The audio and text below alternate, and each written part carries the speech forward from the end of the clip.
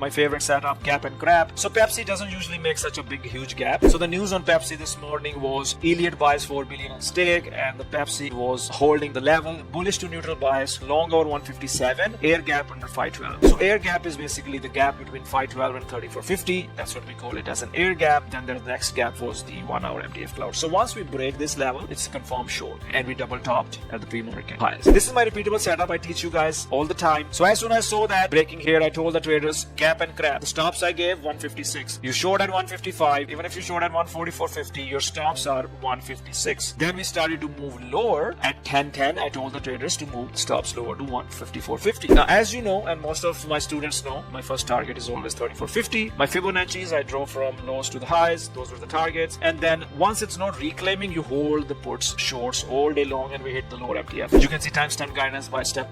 Not a single time I told the traders to get out, and this was a short from 155, 150. You could get $4 to $5 per share profit if you risk $1. Even if you risk $1.50, you still made 3 times your risk. $1,000 risk, you make 3,000. These are the kind of trades you want to do. The puts were a little illiquid, but still the puts went 300, 400%. If we lose 50%, but we're making 200, 300% trade. So that was Pepsi, guys. Beautiful trade. So next setup we traded was CoreWeave. So CoreWeave, I gave the short to the community right at the open. Pre-market planning on CoreWeave. Insiders selling the shares, bearish to neutral, call over 1 hour MTF if we push over 1 MTF.